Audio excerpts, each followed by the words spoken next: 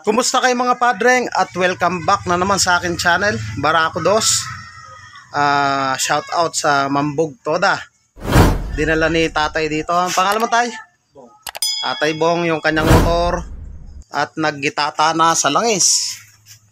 Yan o, puro gitata na sa langis. Sumasabaw. Ang issue ng kanyang motor, kumakatas na yung langis sa tambutsyo. Ayan o. Ayan o. So sinasabi ni tatay na ayaw na daw humila dahil nga hirap ng sumunog dahil singaw na marahil yung kanyang barbula, loss compression. So yan yung iaayos natin, tatanggalin natin yung bangko, yung tangke, tambutsyo, ibababa natin yan yung kanyang kalahati. So abang-abang muna. Padreng, ang issue pa ng motor ni tatay, lumalagapak. So sabi ko sa kanya magpalit na ng timing chain, tapos yung guide niya mamaya papakita ko sa inyo, naluto na rin, tapos dito kumalas sa baba. So paano ba natin malalaman kung palitin na yung timing chain? So basic lang yan mga boss, ganito lang yung gawin natin. Lamukutin lang natin ganyan, ayan, tsaka natin ibagsak. Tingnan nyo, naging star. So ibig sabihin palitin na yung timing chain ng Barako pag ganyan. Ayan o, naging star. So papakita ko sa inyo yung bago. So kuha muna ako. So ito yung papalit natin timing chain. So pagmasdan nyo mga boss, itutupi natin. Ayan o, tinupi natin. Tapos ayusin lang natin. Kibit, ayan. Tutupi lang natin ganyan mga boss. Tsaka natin ladlad. Ayan o, nakita nya. O, tupi natin. Ayan o, dire-diretso. Tsaka kung sasalatin mo siya, napakalambot o. Malambot. Eto, pag sinalat mo, ayaw na magiwalay. Ayan o. Walang iniwan sa kadena ng sprocket. Ayan o, napakatigas na. So, sign na talagang palitin na yan. So, mamaya ituturo ko sa inyo paano yung pagkasan yan. Mga padreng, bali bumili na si boss ng black. Kasi rebore 75, last rebore na yung kanyang bore. So nagpalit na kami ng set, may kasama ng piston. Tapos dito may mga video naman tayo ng pag-asinta ng barbula. Nag-asinta tayo, pinalitan natin ng valve seal. So lininis ko na rin yung mga gasket dito na paglalapatan. So ikakabit ko na yan. Ang tutorial natin ngayon kung paano magkabit ng timing chain o paano i-timing yung ganitong klase ng motor o yung Barako. So kabit ko muna yung cylinder head, block, piston, tapos ang tutorial natin kung paano ikabit yung ating timing chain. Mga padreng, nakabit ko na yung block, yung piston, yung base gasket, yung gasket sa ibabaw, yung dowel. So sa pagkakabit ng block, pasok na muna to yung guide. Tapos pwede na nating ipasok yung ating timing chain. So hulog lang natin dito ganyan. Lalabas na doon yan sa baba. Tapos paglabas niyan, kunin muna natin. Walang tayong stand.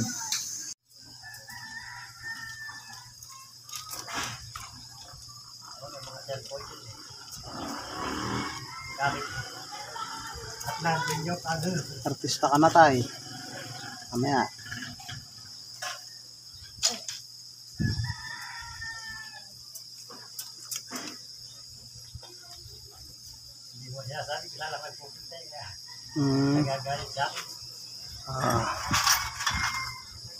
Isunod natin, ikabit natin tong pinaka stopper guide para hindi nahuhulog yung ating timing chain. So naka-screw lang yan doon sa baba. Mga padreng, kung nais nyong magpagawa at taga-Bataan lamang po kayo, pwede po kayong sumadya dito sa ating shop. Taga-Pulo, Hermosa, Bataan lang po ako, tabi po mismo ng tulay at di na po kayo lalayo pa doon. Pag naikabit na natin yan at naigpitan yung stopper guide na yan, isunod naman natin yung kanyang timing guide, yung nasa kanan. So pag kinabit natin yan, hindi na muna natin tutornilyuhan po yan para pag kinasa natin yung ating cylinder head, hindi po tayo mahirapan. So sa pagkakataong yan, pwede na nating ikasa yung ating cylinder head, pero bago ang lahat, tanggalin na muna natin yung kanyang ignition coil para maluwag yung ating galawan sa taas. Kasi itong Barako medyo pahirap pa ng pagkabit ng kanyang cylinder head gawa ng tumatama dun sa chassis. Kaya pinipihit natin ng patagilid para lang maipasok natin. Ayan, pansinin nyo, tumatama yung cylinder head dun sa kanyang chassis. So kaya kung yung timing guide mo ay lumang-luma na, automatic yan, minsan nababali po yan. So kalimitan pag nagpapalit ng timing chain talaga, pati guide dapat nagpapalit na po tayo. So ayan, tumatama yun sa taas. So ang gagawin ko lang dyan, medyo itatagilid kong ganyan yung guide, ayan, para maipasok natin. So ayan, tumatama kasi dun sa taas. Kaya ingat kayo kung yung customer walang budget at yung luma muna yung gagamitin. Ingat kayo dyan at may posibilidad po na mabali po yan. So patagilid talaga yung kasanyan. So ayan, tiyagaan lang at mapapasok nyo rin yan. Isa pa sa nagpahirap kasi dito sa motor ni tatay, pansinin nyo yung tambutso, hindi na namin matanggal. So sa bandang kutres, masyadong mahirap baklasin. So tumatama doon. Kaya pag binaba natin yan, pag linapat natin, medyo nahirapan ako dyan kasi nga tumatama din dun sa kanyang tambutso.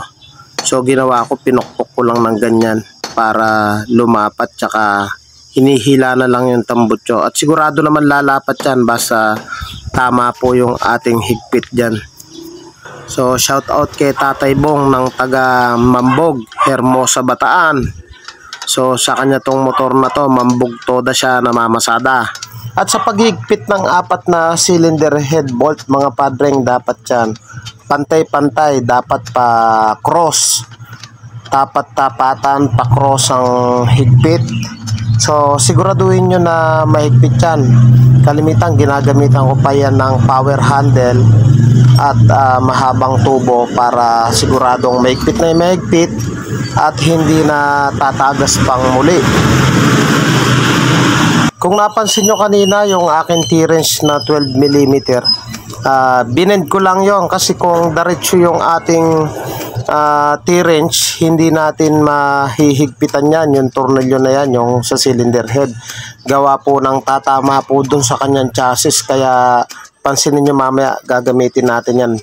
Makikita nyo, naka-bend. So yung T-wrench kong yun, ayan nakapasadya po yan sa barako, medyo binend ko lang para pandukot. So yan ang ginagawa ko pag sa mga barako. Ayan ang aking special tools.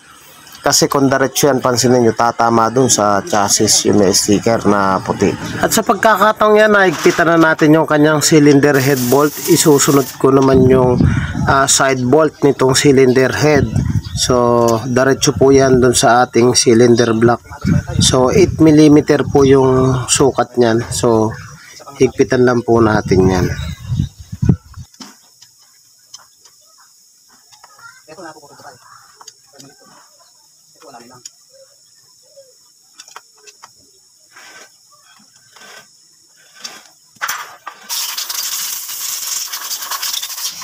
Kung mapapansin nyo kanina, yung piston nakasagad na sa taas, yun na yung kanyang timing.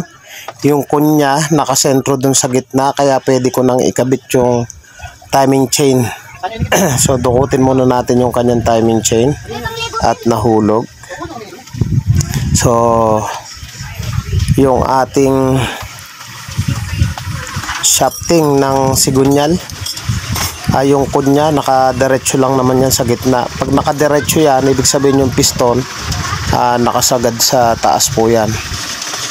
So ayan, kakabit ko na yan. So ayan, kinabit ko na yung ating sprocket sa taas. So tiniming ko na yan. Mamaya ipapakita ko sa inyo kung saan tinatapat yan. May marking po yan dun sa taas. Tapos yung ating camshaft sprocket naman, may letter T po yan. So mamaya ipapakita ko sa inyo.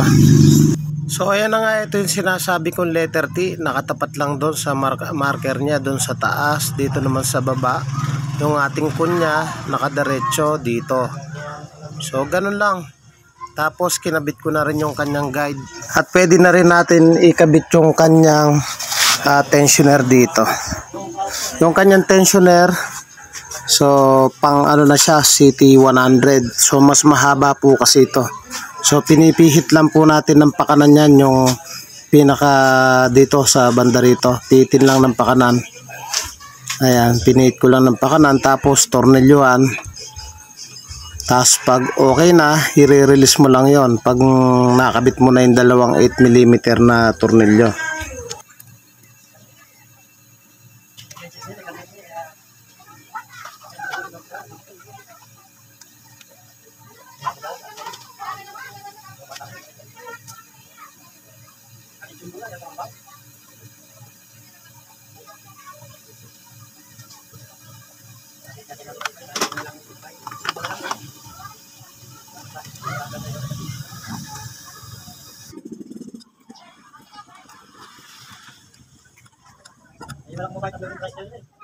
Mga padreng, naisa natin yung motor ni Tatang at wala na ring usok yung starter niya.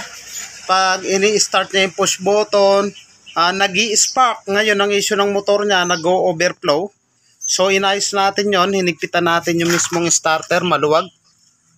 Kaya nag-i-spark siya, tapos linagyan ko na rin ng goma doon. Yung clutch lining niya, yung plate, bali-baligtad.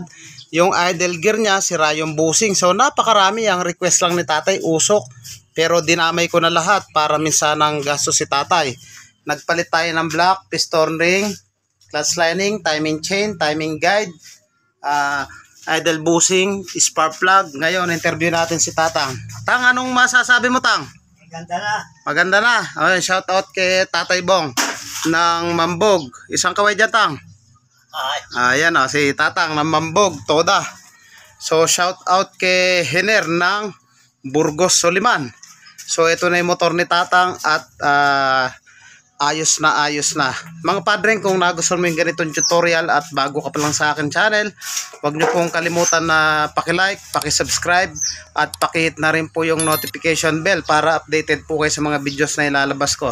Thank you po sa inyo, God bless at mabuhay po kayo.